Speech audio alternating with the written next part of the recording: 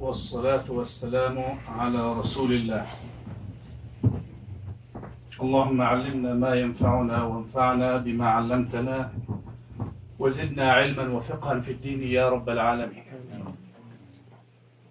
Inshallah, tonight I will be talking about the damage deposit or the security deposit. نتحدث إن شاء الله عن العربون يسمى في الإسلام العربون أو العربون أو العربون أو في العامية الرعبون، كلها مسميات لاسم واحد وهو مبلغ من المال يدفعه المشتري قبل إتمام الصفقة. So the damage deposit, it's a paid amount of money from the buyer to the seller to hold the deal for him until he becomes able to come up with the rest of the amount of the money that's the other party is seeking or asking for. Or we can say it's a paid amount of money from the buyer to the seller to show his sincerity of finalizing the deal. And I'll get to it inshallah later on. And there is two different opinions among the scholars in regard of the damage deposits. Is it permissible for the seller to take it if the deal's been terminated, or he must return it back to the buyer? The majority of the scholars, Imam Shafi'i, Malik, and Imam Abu Hanifa said that the Prophet of Allah prohibited this kind of deal. قالوا نهى رسول الله صلى الله عليه وسلم عن بيع العربان. So this kind of deal is prohibited by the Prophet of Allah. And Allah Azza wa Jal said in the Quran, يا أيها الذين آمنوا لا تأكلوا أموالكم بينكم بالباطل إلا أن تكون تجارة عن تراض منكم. O believers, do not exchange your property in a wrongful way unless it's a trade by mutual agreement.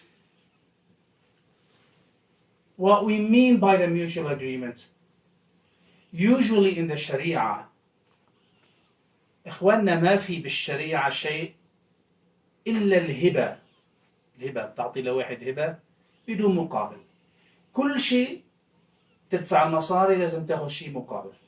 There is nothing in the Sharia except the gift. Except the gift that you give the money, you don't ask for anything in return. Buying and sell, any transaction, any other transactions, I pay the money, I must get something in return. Are we clear here? This is the mutual agreement that you're not allowed to take or to exchange your property without full consent or without the price. So you cannot take the property and then decide not to pay the amount of money. Now what happened to this amount of money? The majority of the scholars, they said, well, if the deal been terminated, who gets this amount of money? The seller, right? But he did not give anything in return. So he took the money, but the other guy did not get anything in return. And Allah Azza wa Jal said in the Quran, must be in a mutual agreement. This deal is not a gift. So this amount of money, it's not a gift. So you did not tell him this is a gift from me to you. Please hold the deal until I go get the rest of the money to finalize it. That wasn't gift. So when he took the money, did not give anything in return. So the majority of the scholars said this kind of deal not permissible. Also, Nabi sallallahu alaihi wasallam naha an salafin wa bay'. I mean, there's no cash advance in this kind of transaction, in buying or selling the kind of deal. So you cannot ask for cash advance. So you either pay the whole amount of money or you take it and you pay the rest of the money later on. But الإمام أحمد, so فهمنا العلماء كلهم ما عدا الإمام أحمد قالوا هذا الديل محرم. يعني هذا تدفع العربون لا يجوز. الإمام أحمد رضي الله تعالى عنه وأرضاه، وهذا ما أفتت فيه اللجنة الدائمة للفتوى في السعودية، وهذا ما عليه المتأخرين من العلماء، أن العربون يجوز. قالوا لأن عمر بن الخطاب اشترى دارا للسجن من صفوان بن أمية.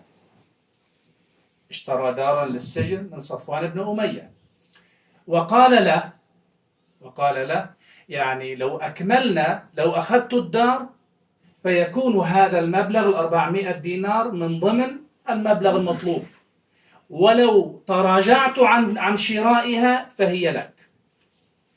ونحن نعرف عمر بن الخطاب يعني والصحابة كلهم حاضرون، فلو كان هذا البيع غير جائز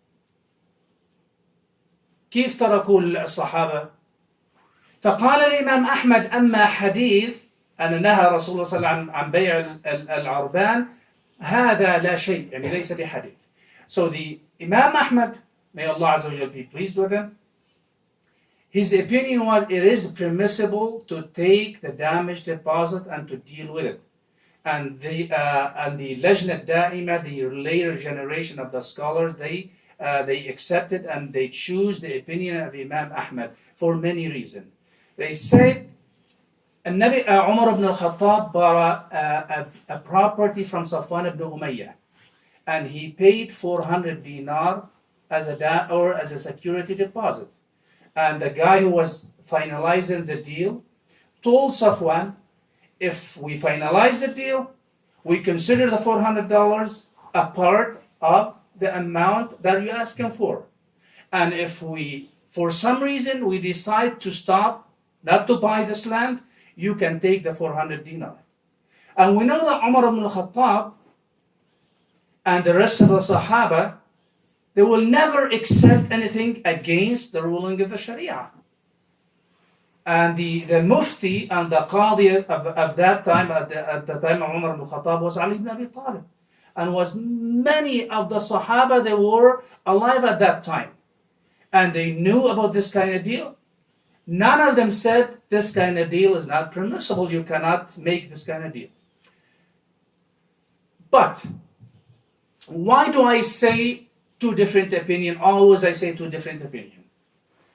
We live in a multicultural society where everyone came from his homeland, learned different school of thought. Some of us studied the madhab of Abu Hanifa. Others studied the madhab of Shafi'i. Some of us studied the madhab of Malik. So everyone came to Canada with different mentality or different knowledge. So when you come here to give one opinion, it's not fair for the rest of the audience or the rest of the Muslimin. So you must explain the two opinions and see if we can combine between or adapt or take the two opinions into consideration and somehow without neglecting any of them. So let's see what we can do. Rest of the Sahaba, يعني العلماء كلهم نحن ليش بنقول رأيين للعلماء إخواننا؟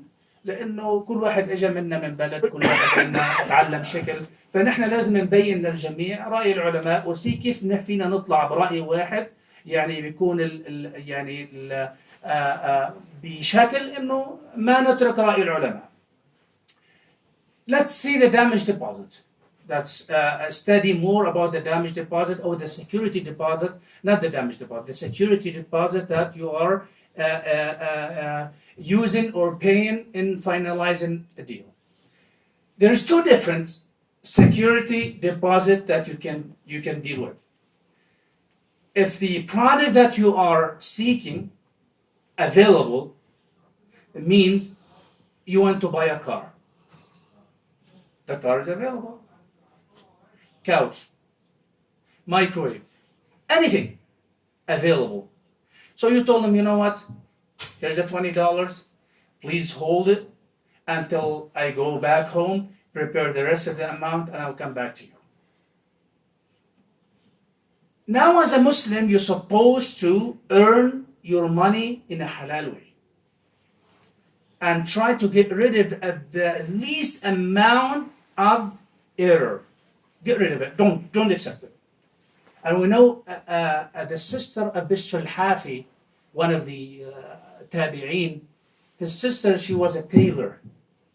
So she used to sew the clothes at night using the candle of the security.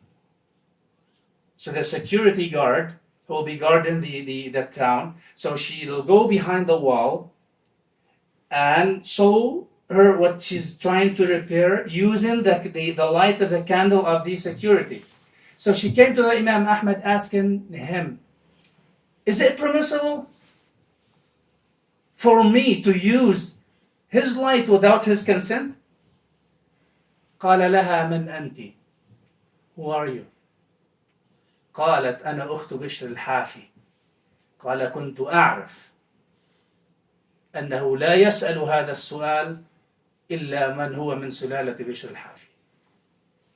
She said, I'm the sister of Bishr al-Hafi, was one of the Sufi, the beautiful, amazing tabi'i man, who decided to earn his living in a halal way. So I said, I knew that you are related to that guy. Because no one will ask about this kind of question. Look at, she wants to earn her money in a halal way. She's asking, is it permissible for me to stand behind the wall and to use the light? Subhanallah. So if you are selling a car, someone paid you $50. Please hold the deal for me. 2 days later, the guy said, you know what? I cannot come up with the money. Your car in Kijiji. No one called for the car. No one asked about it.